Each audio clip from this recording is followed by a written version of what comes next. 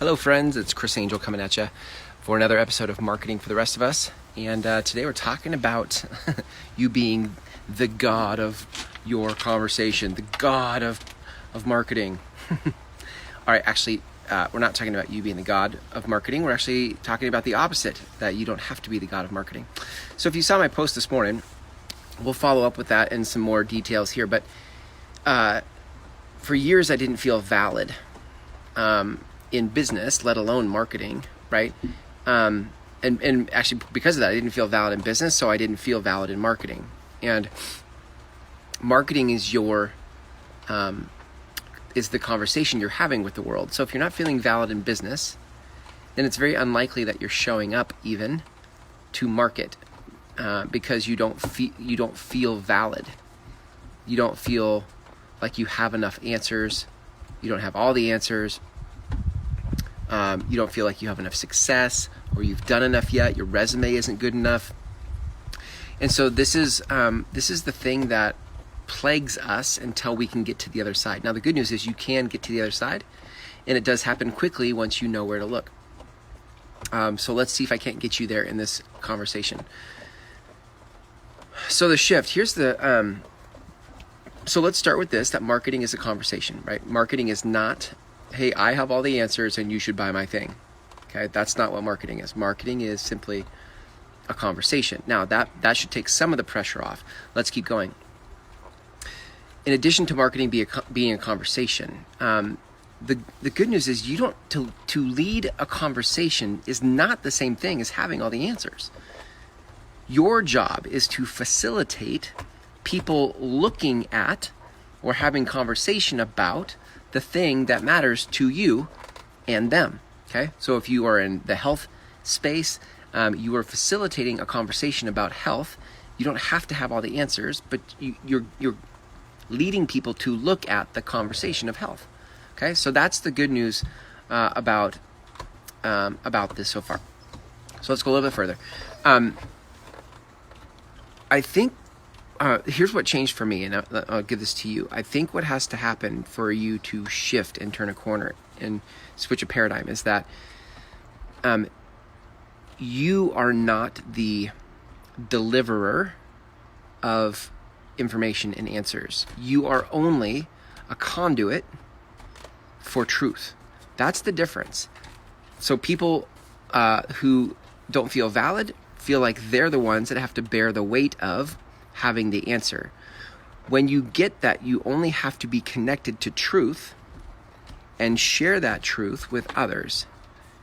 That takes all the pressure off of you having to have answers. You have truth, but truth is different than answers, right? Like answers have this connotation of like a definitive, this is right, that is wrong, right? Truth is simply sharing what I've seen. Hey, this is what I see. And truth has its own fingerprint. Have you noticed, like, people know when something's true? Like, you say it and people are like, oh, yeah, that's good. Like, that is true. And now watch this. It's not for you, right? Like, for you to be right and for them to recognize that it's quote unquote right isn't the point. The point is to have them look at an area in their life. So answers have no place in this type of conversation. This type of conversation, this type of marketing for the rest of us is about you having people look at the areas of life where they're stuck and where they want to go and showing them a path, right? Doesn't mean you have to have mastered the path. It just means that you have insight about how to get from here to there. For the most part, they will solve their own problems. That's the other thing. Like the ego wants to be the savior. The ego wants to be God of it all, right? The ego wants all the credit.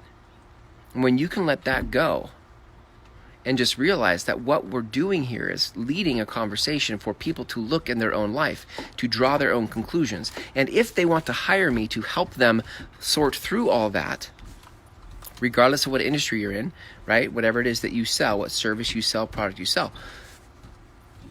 People can hire you to go through that. And in fact, it's a high probability that when they connect with your message and your truth, that they'll want your perspective as they go. But don't be mistaken, they're always the one that has the answer.